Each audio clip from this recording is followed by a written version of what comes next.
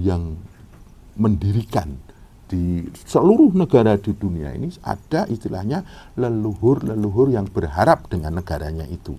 Mereka semuanya berdoa semoga ini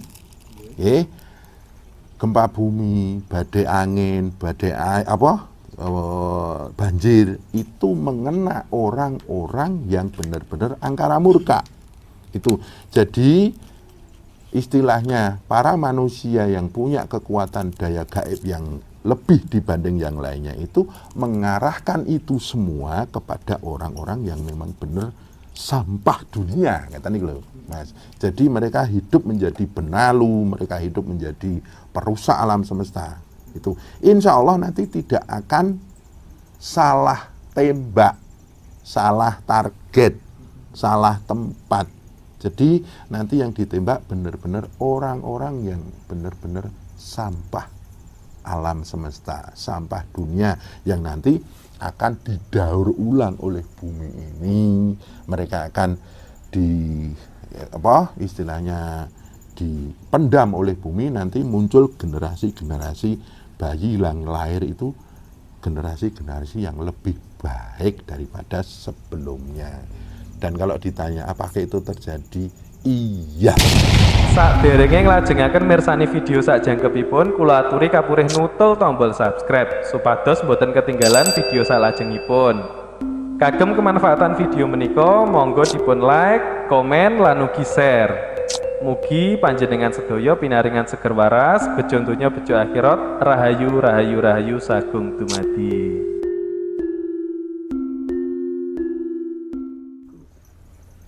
Rahayu Gus. Rahayu. Sebelumnya mohon maaf Gus, ini Gus terkait bencana alam di akhir tahun Gus. Kalau kita flashback, mulai dari tsunami Aceh, gempa Palu, pesawat jatuh, yang kemarin juga di Jakarta itu Gus, dan juga ada gempa tsunami. Kenapa Gus bencana alam itu rata-rata pasti di akhir tahun? Oh gitu. Nah, terus yang kedua Gus, baru-baru ini BMKG itu kan mengeluarkan statement peringatan dini bahwa di akhir tahun menjelang awal tahun 2002 besok itu akan terjadi badai La Nina Gus. Ya. Tanggapan Gus Rofi sendiri bagaimana Gus? Ya memang benar ya, nanti akan banyak bencana besar, akan banyak pagebluk, banyak orang meninggal mendadak. Itu memang benar. Tapi kita nggak bisa ya ngambil satu statement yang justru menakuti masyarakat, menakuti manusia-manusia di seluruh dunia, bil khusus Nusantara ya, karena kita penghuni Nusantara. Kalau kita ambil garis benang merah, itu sesungguhnya bumi itu selalu melakukan perbaikan. Siklus. Ya, siklus yang pertama itu adalah zamannya agama kewangsaan ya. Jadi dulu banyak manusia pribadi yang agung. Itu para penganut agama Wangsa zaman dulu, dekat-dekatnya Nabi Adam itu melakukan satu perbaikan di dunia ini. Kemudian turun lagi zaman kesangyangan. Terus ada Betara Bedari itu loh. Kemudian Kadewan. Habis itu kerasulan, terakhir adalah kenabian. Itu sesungguhnya Tuhan itu memberikan kepercayaan kepada para manusia. Lah di titik akhir sekarang ini sudah banyak simpul-simpul yang sudah tidak bisa diperbaiki oleh dakwah-dakwah manusia. Lah disitulah akhirnya muncul dakwah semesta atau dakwah bumi. Ya, ada dakwah alam di situ. Di sana berhubungan dengan tanah, api, angin, air. Seperti itu. Tapi itu semuanya adalah berhubungan dengan Rahman Rahimnya Allah, welas asihnya Tuhan, bahwa alam ini harus selalu melakukan perbaikan-perbaikan agar siklus kehidupan di alam semesta ini akan berlanjut dengan baik, ngeten lho. Nah, besok ini Kalau yang namanya dakwah alam, cara Jawa kuwi eneng diluku, digaru, dilepi. Lah nanti bumi ini akan dilukui dengan banyaknya gempa bumi. Nanti digaru itu banyaknya angin ribut. Nanti dilepi itu dengan banyaknya banjir, banyaknya hujan deras, akhirnya di mana-mana banyak terendam oleh air. Nah, habis itu dipupuk, Mas. Dirabuk. Nah, dirabuk inilah yang menakutkan. Tapi bagi orang-orang yang benar-benar dianya nggak bikin kerusakan di alam semesta ini, dia akan tenang.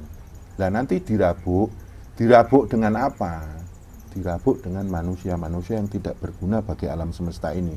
Dalam sudut pandang alam semesta. Jadi yang bisa menentukan manusia itu baik atau buruk, berguna bagi alam semesta atau tidak, itu yang melihat adalah mata angin, mata semesta. Itu. Jadi nanti setelah diluku dengan gempa bumi, digaru dengan angin, kemudian dilepi dengan air, kemudian akan dipupuk dengan satu, mungkin gunung-gunung meletus. Tapi yang saya dengar ini banyaknya pagebluk nanti, Mas. Jadi orang-orang yang sudah tidak digunakan di alam semesta ini nanti akan dijadikan pupuk. Nah, nanti banyak orang yang istilahnya dur angkara murka itu banyak yang ditelan bumi. Nah, bisa dimungkinkan nanti para koruptor, para manusia-manusia yang suka rakus, akhirnya merusak rezeki orang lain, manusia-manusia yang angkara murka membunuh kehidupan orang lain. Nah, itu seperti itu nanti akan dijadikan pupuk. Bahkan bisa dimungkinkan nanti penjara-penjara kosong, Mas. Karena penjara itu banyak sekali residivis. Jadi koruptor, masuk penjara, keluar nanti korupsi lagi. Ditangkap, masuk penjara, korupsi lagi. Ada juga yang nanti membunuh orang di penjara, keluar membunuh lagi. Atau mungkin dia istilahnya merampas harta orang di penjara, keluar merampas lagi. Itu nanti bisa dimungkinkan penjara-penjara nanti kosong. Itu. Jadi rabu'e bumi itu adalah manusia-manusia yang istilahnya sampah. Kayak gitu. Nah, fungsinya nanti diluku, digaru, dilepi itu untuk istilahnya mengurai segala sampah-sampah di bumi ini nanti untuk menjadi bumi yang subur. Nah, setelah itu nanti akan muncullah benih-benih kesuburan. Nanti setelah itu ada istilahnya gemah ripah loh jinawi toto titi tentrem kertora harjo. Seperti itu. Di titik akhirnya nanti apa yang saya dengar dari berita yang saya temukan lewat tirakat saya itu 16 tahun lagi Nusantara ini akan toto titi tentrem kertora harjo, adem ayem subur makmur. Nah, kira-kira berarti tahun 2037. Nah, untuk mencapai ke titik itu, ya kudu diluku, digaru, dilepi, dirabuk, Mas. Berarti intinya ada penyaringan manusia besar-besaran. Ada penyaringan manusia besar-besaran nanti. Itulah nanti jongkone Jayabaya muncul. Esok sehat, awan mati. Awan sehat, sore mati. Sore sehat, bengi mati. Bengi sehat, esok mati. Seperti itu. Bukan kok terus esok loro, awan mati. Ya, itu wajar ya. Tapi ini esok sehat, awan mati. Awan sehat, sore mati. Itu dadakan. Seperti itu. Itu biasanya memang orang-orang yang sudah istilahnya dur angkara lan angkara murka. Dan ini doa para leluhur Nusantara ini sekarang sudah diarahkan semoga Nusantara ini ayem, tentrem, gemah ripah, loh jinawi, rukun, damai, sejahtera. Jadi nanti energi-energi manusia yang menentang lafadz itu mereka akan disirnakan oleh bumi. Kayak gitu.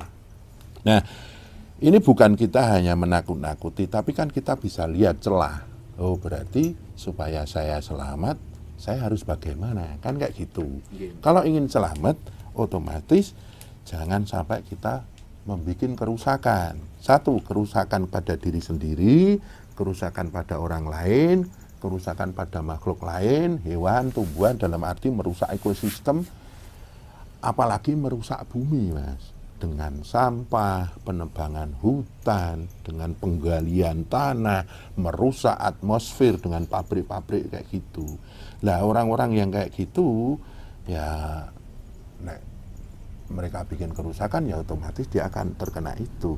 Lah kita selaku orang yang sudah paham tentang itu, cobalah kita hindari perbuatan-perbuatan kayak gitu. Terus kemudian di majelis kami sudah mulai siap-siap ini. Cobalah kita mulai menyatu dengan bumi. Contohnya dengan tirakat ndelamak nggih. Sekarang kan manusia banyak yang pakai sandal, pakai sepatu ya, kemana-mana pakai alas kaki, ya kita sudah mulai walaupun sehari 5 menit atau 1 menit atau seminggu berapa kali kita itu menapak bumi yang tidak pakai alas kaki. Terus kita pagi hari mencoba untuk biarkan tubuh ini kena sinar matahari. Kemudian kita melakukan pertobatan tubuh nggih. Tubuh ini kita istighfari dari ujung rambut sampai ujung kaki.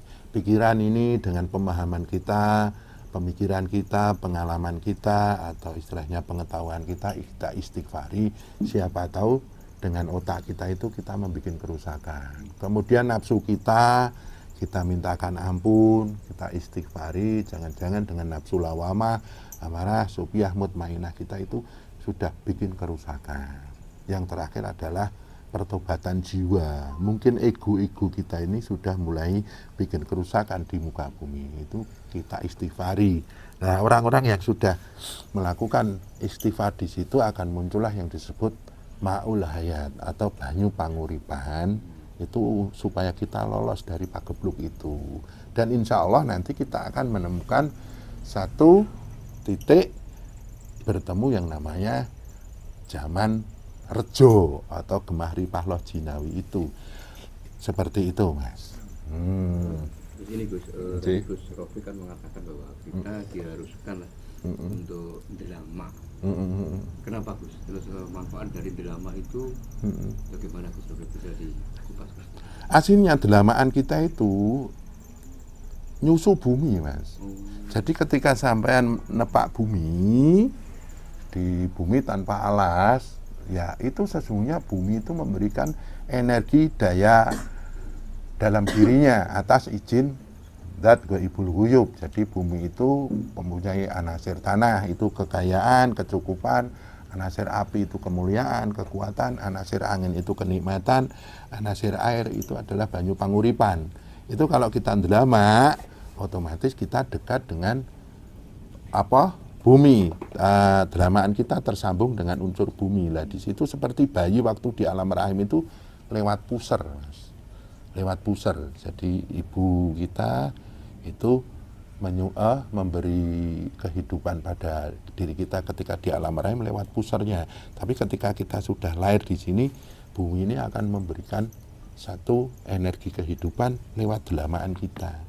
Kemudian kita coba kalau pagi itu mulai menerima sinar matahari itu untuk mengolah supaya energi bumi itu matang. Beda kita dalam rumah sama di ruangan. Kalau di rumah kayak ini kan ada keramik. Kalau beda, kita harus benar-benar memegang tanah.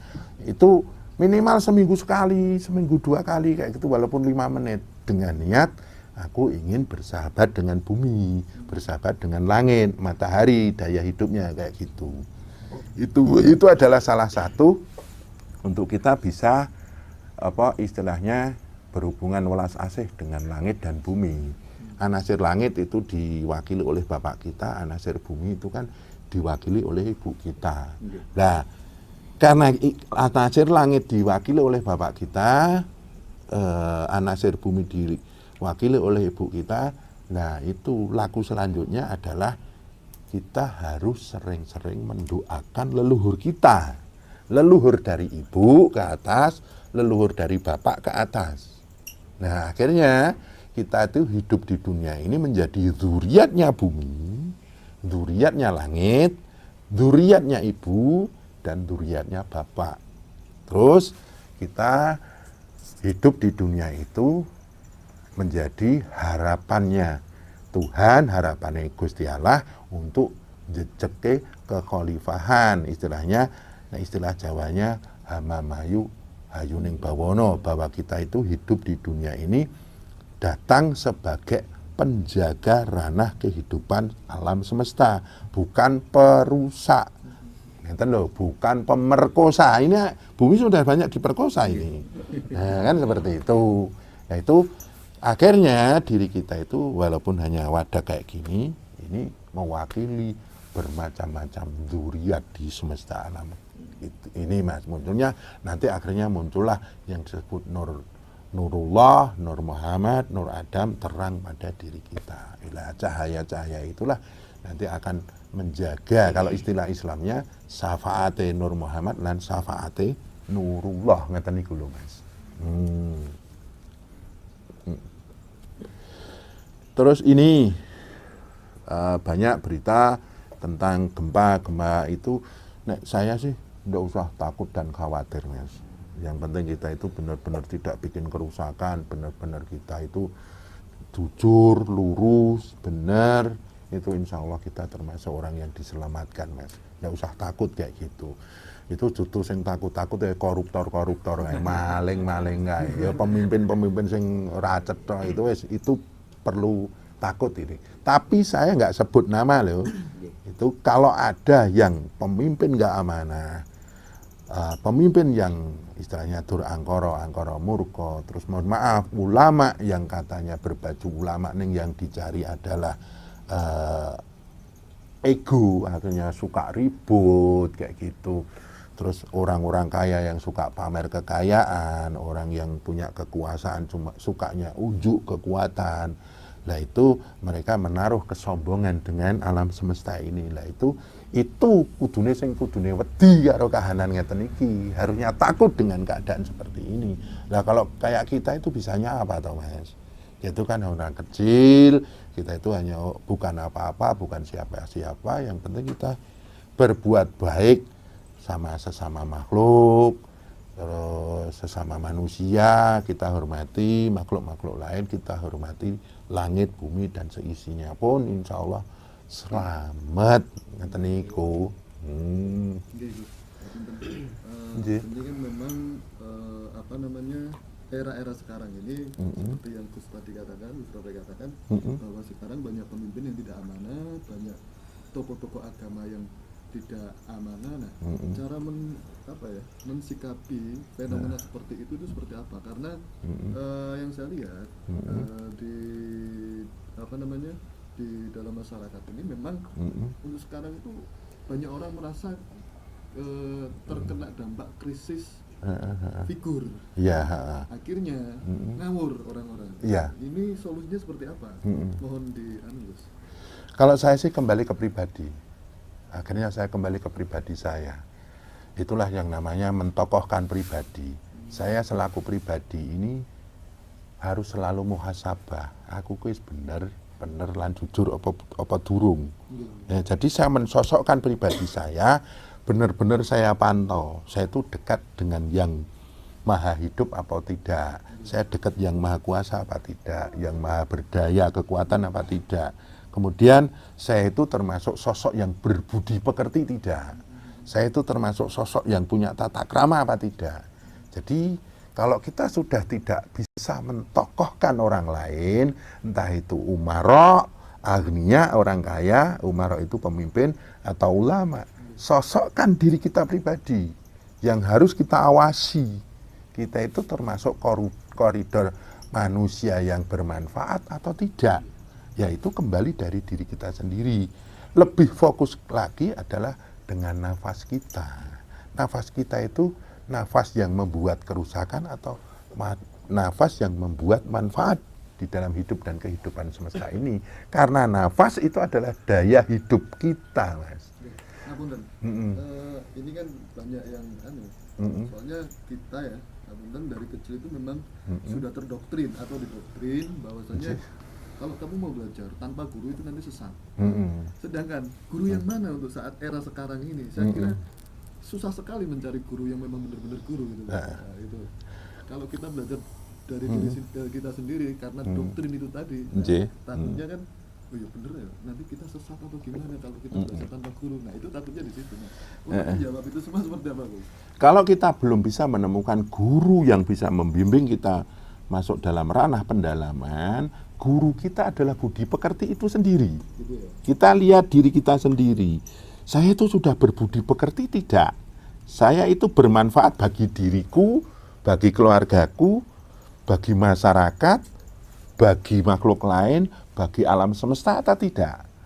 Orang yang belum menemukan guru zahir dan bisa mengantarkan kepada guru sejati atau guru batin, gurunya adalah budi pekerti, tata krama. Nah, lakunya hanya muhasabah, Mas. Selalu mawas diri, introspeksi. Saya itu sudah benar-benar menjadi manusia yang hamamayu hayuning diri belum. Nanti hamamayu hayuning keluarga, nanti hamamayu hayuning masyarakat, hamamayu hayuning bawono. Itu sudah apa belum? Kita kan harus dengan koridor budi pekerti ini kan kita bisa mengukur. Tidak perlu pakai guru kalau kayak gitu. Kita hanya cukup dengan budi pekerti saja. Karena mohon maaf, banyak justru ketika di pribadi dia punya budi pekerti bagus, ketika dia masuk dalam satu majelis yang di situ ada doktrin keras, justru kepribadian yang baik itu malah tergantikan sama kepribadian yang keras. Nah itu, nah makanya di saat seperti ini ya harus benar-benar hati-hati mencari guru. Guru itu juga harus memegang budi pekertinya juga. Kalau enggak, ya jangan berguru gitu loh, Mas. Nah, daripada kita menemukan guru yang tidak punya budi pekerti, mending kita berbudi pekerti dengan diri pribadi yang berhubungan dengan hukum-hukum semesta. Kita secara pribadi punya hukum-hukum sendiri, dengan keluarga kita punya hukum-hukum peranatan sendiri, dengan masyarakat kita punya hukum-hukum peranatan sendiri, dengan alam semesta pun kita punya hukum-hukum peranatan sendiri. Intinya ojo gawe rusak, ngeten niku mawon. Duwe tata krama lan budi pekerti. Lah itu kan gampang. Semua orang akan tahu karena manusia itu memang dari lahir sudah tersistem bahwa dia itu punya budi pekerti. Ya, tapi kalau hewan kan naluri, Mas. Nah itu sudah tersistem aslinya. Sistem itulah gunakan. Nggak usah kemana-mana. Sambil menunggu, kalau umpamanya ada dikatakan kalau tidak pakai guru nanti sesat, sambil menunggu guru yang benar-benar bisa membimbing kita menuju kesempurnaan hidup. Kayak gitu loh, Mas. Kalau umpamanya nggak nemukan, ya sudah budi pekerti aja. Selesai, Mas. Nah, ngeten niku. Untuk mendukung muhasabah itu tadi, riadohnya apa aja? Riadohnya, ya kalau saya itu, ya banyak toh, Mas. Kita kembali ke energi nafas gitu. Satu, kita semedi nafas, bahwa daya hidup kita itu adalah nafas ini. Sewu, kenapa daya hidup adalah nafas? Walaupun jenengan jadi DPR, jadi MPR, jadi presiden, dipites irunge mati. Sampean dadi wong sugih, dadi wong kondang, jadi orang yang luar biasa, pites irunge mesti mati. Lah pulanglah ke daya hidup ini. Contohnya duduk, diem, nikmati napas, tarik, buang, syukur-syukur ditambahi dikir. Nanti kita bisa melihat diri kita sendiri. Wes bener apa durung, kayak gitu. Sebab kalau kita tidak kembali ke napas murni ini, nanti melihat diri kita itu pakai nafsu, pakai keinginan, pakai angan-angan. Tuh. Jadi kita muhasabah ditemani oleh rasa benci, rasa dengki, rasa iri, itu juga nggak bisa muhasabah, Mas. Jadi kita istilahnya mawas diri itu dengan satu kemurnian. Kembalilah ke napasmu, kayak gitu. Nah, itu nanti juga pastikan kita di usia seperti ini kan juga banyak toh ajaran-ajaran yang tersaring yang masuk dalam diri kita dalam wujud budi pekerti, Mas. Tidak hanya hukum-hukum yang keras, nah itu bisa kita pakai kayak gitu. Insya Allah nanti kita termasuk orang-orang yang berhasil bermuhasabah, ngoten niku. Intinya kemurnian itu. Iki ini kan tadi berbicara tentang bencana akhir tahun. Ada badai yang begitu mengerikan, ada isu katanya itu ada El Nino apakah itu memang benar-benar akan terjadi di akhir tahun nanti atau seperti apa? Iya, akan terjadi. Iya, akan terjadi. Itu nanti banyak banjir, banyak angin ribut. Kalau gempa bumi sih nggak banyak ya. Nanti banyak pagebluk. Jujur, dalam ilham yang saya temukan, iya akan terjadi. Itu.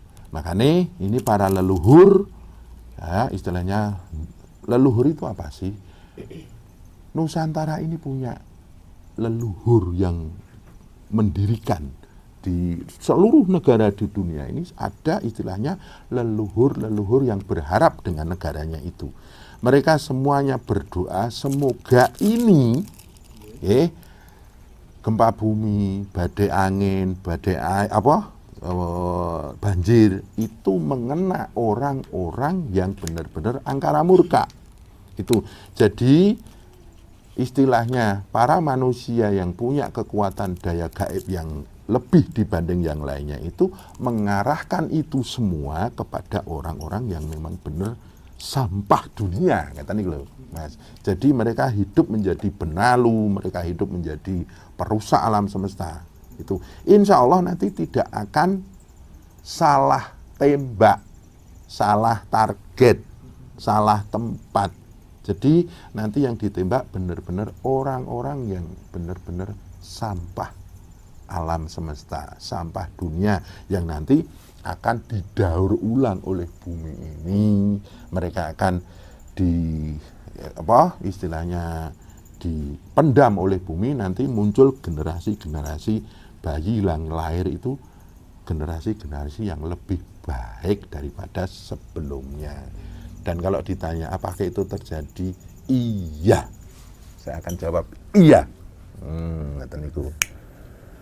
Kalau itu memang benar akan terjadi, Gus, bagaimana caranya kita agar siap untuk menghadapi hal-hal semacam itu?